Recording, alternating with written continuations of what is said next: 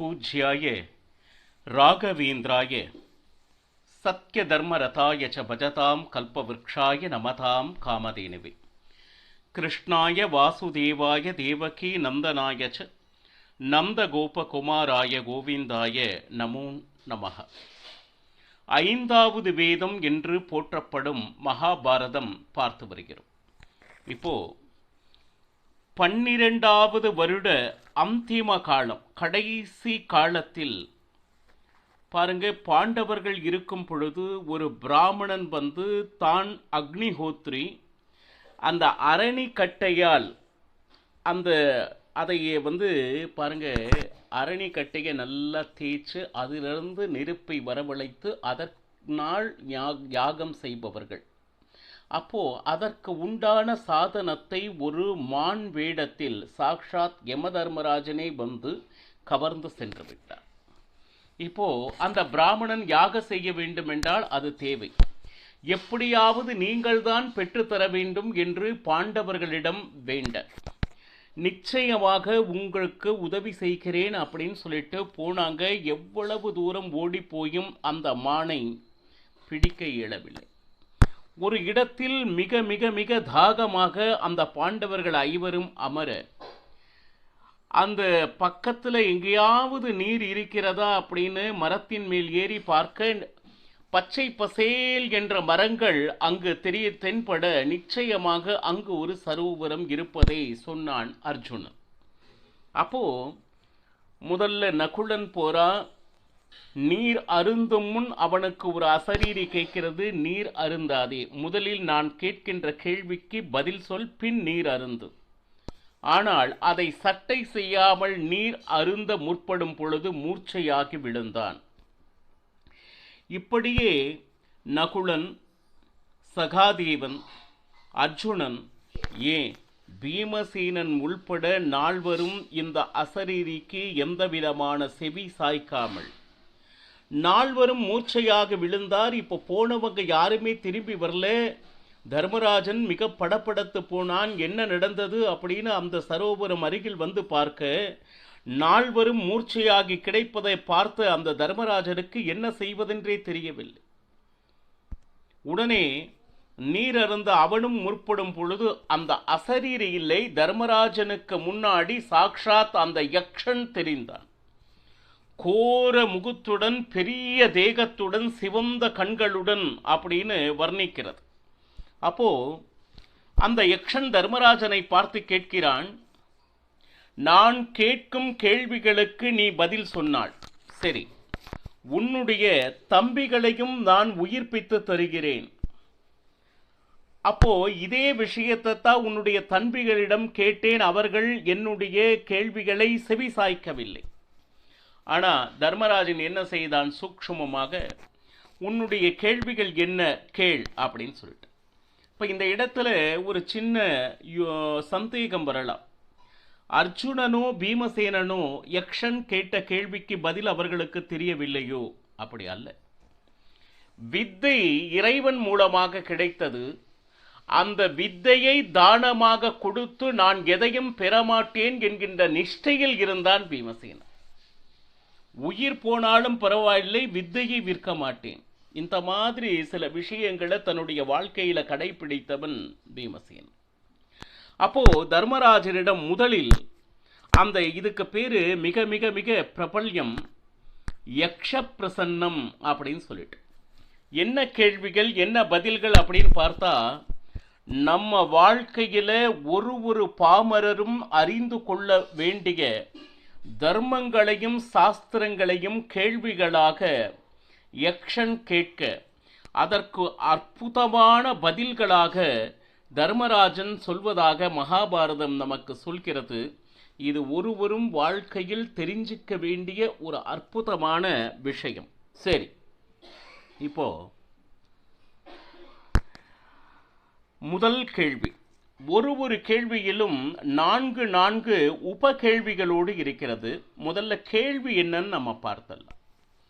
காலை எழுந்தவுடன் சூரியனை மேல் கொண்டு வருபவர் யார்? என் கண்ணுக்கு தெரியவில்லை இரவு நேரத்தில். சரி, அந்த சூரியனை மேலே கொண்டு வருபவர் யார்? ஒன்று. இரண்டாவது, அந்த சூரியனை சுற்றி இருப்பவர் யார்? இரண்டாவது.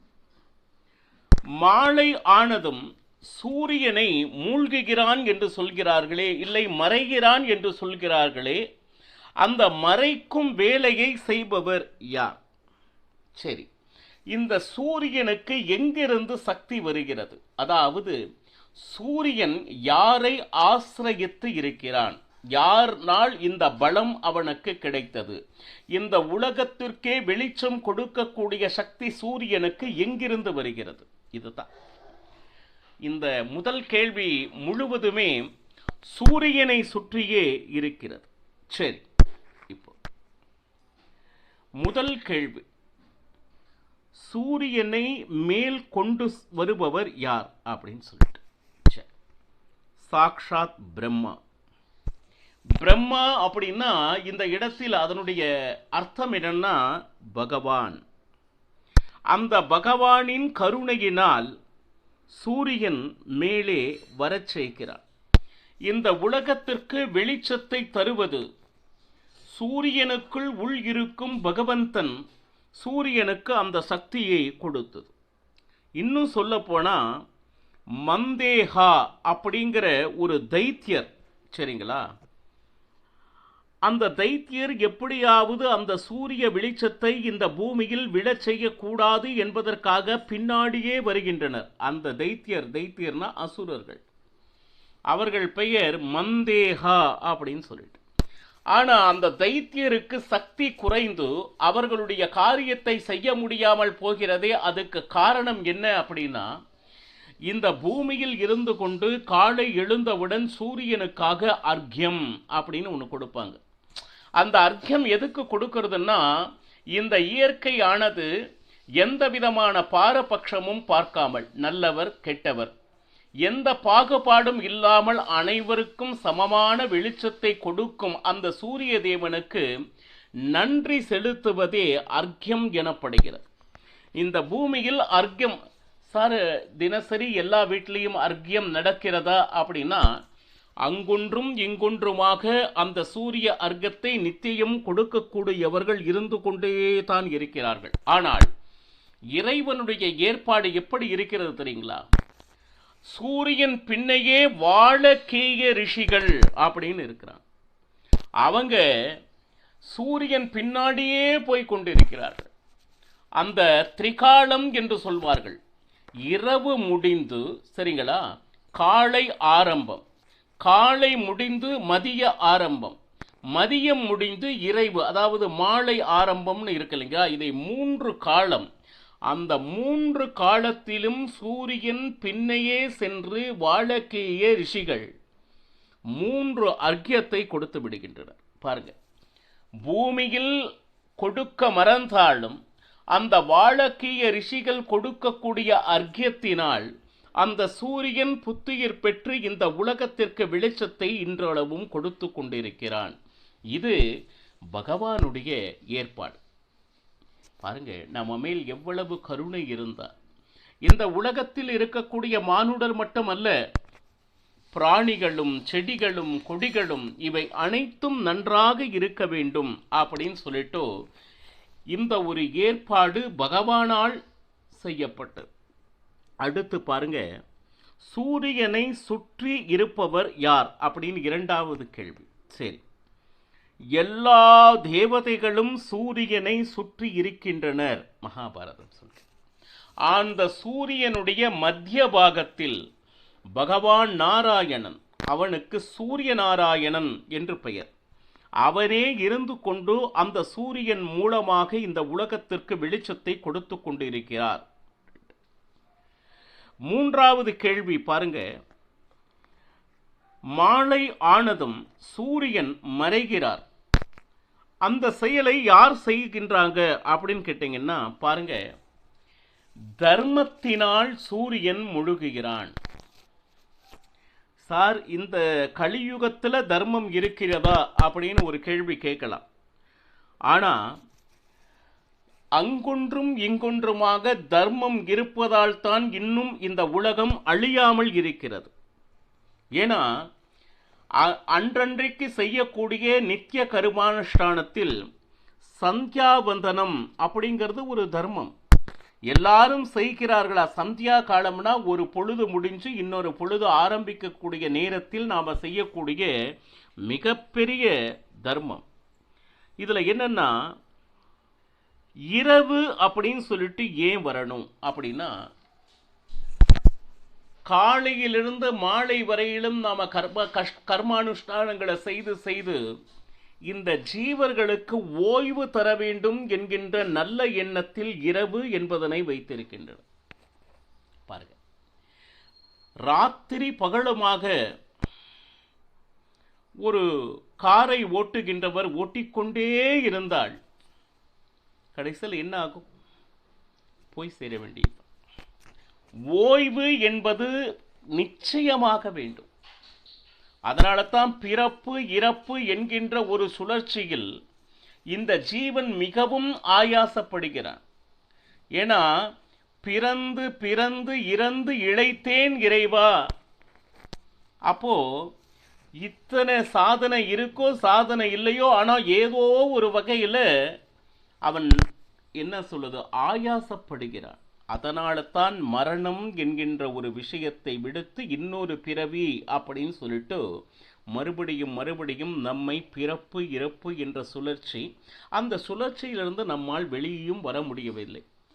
இந்த மாதிரி உபதேசங்களை கேட்டு கேட்டு நாம் இன்னும் கொஞ்சம் அந்த ஆத்மாவை உத்தாரம் செய்து இறைவன் அருகில் செல்ல வேண்டும் என்கின்ற எண்ணம் மிகுதியாக இருக்க வேண்டும். சரி, இப்போ அடுத்து, யாரை ஆசிரயித்து இருக்கிறார் சூரிய தேவன்? அதாவது கேள்வி 1ல 4 பகுதி, 4வது பகுதி பார்த்துட்டு இருக்கோம். யாரை ஆசிரயித்து இருக்கிறார் அப்படின்னா, சத்தியம், சத்தியத்தினால் சூரியன் நின்று கொண்டு இந்த உலகத்திற்கு தேவையான ஒளிதனை கொடுத்து கொண்டு இருக்கிறார். ஒருவேளை இந்த உலகத்தில் சத்தியமே இல்லாமல் போனால், இந்த உலகத்தில் சூரியனும் இல்லை சந்திரனும் இல்லை, அப்போ உலகத்திற்கு ஒளியே இல்லை. பாருங்க, இதுல நல்ல யோசனை பண்ணீங்கன்னா, சத்தியம் தர்மம் இந்த 2 விஷயத்தினால் தான் பஞ்சபூதங்களினால் கிடைக்கக்கூடிய அந்த நன்மை, சூரிய ஒளி, இரவானால் சந்திரன், அந்த சந்திரனுடைய ஒளியும் நிறைய ஔஷதிகள் இந்த பயிர்கள் விளைவதற்கு காரணமாகின்றன அப்படின்னு எழுதுறாங்க. இந்த கேள்வியை ரொம்ப அற்புதமா சொல்லி முடிச்ச உடனே யக்ஷன் ரொம்ப சந்தோஷப்பட்டான். அற்புதமான விடைகள். 2வது கேள்வி, இவனுடைய கேள்விகளுக்கு பதில் சொல்ல வேண்டும்னா, சர்வ சாஸ்திரங்களையும் சர்வ தர்மங்களையும் கரைத்து குடித்த ஒருவனால் மட்டுமே எதிர்கொள்ள முடியும். சரி, 2வது கேள்வி, ஒரு ஆள், இந்த உலகத்தில் பிறந்த ஒருவன் நல்லவன் என்று எப்பொழுது அழைக்கப்படுகிறான்? நிறைய விமர்சனங்கள் வரும். இவன் நல்லவன் வரும், இவன் கெட்டவன் வரும். ஆனா ஒருவனை நல்லவன் என்று எப்பொழுது உலகத்தினால் அழைக்கப்படுகிறான்? சரி, இந்த உலகத்தில் அவன் சம்பாதிப்பதிலேயே பெரியது அப்படின்னு ஒன்று இருக்கு இல்லையா? அப்படின்னா அந்த பெரியது எது? அதை எப்பொழுது சம்பாதிக்கிறான்? அடுத்து, 2ஆம் அவன் என்று எப்பொழுது ஆகிறான்? 2ஆம் அவன்னா, என்னை சார்ந்து ஒருவன், என் பக்கத்தில் ஒருவன் எப்பொழுது ஆகிறான்? அடுத்து, எப்பொழுது அவன் மிகப்பெரிய புத்திசாலி ஆகிறான்?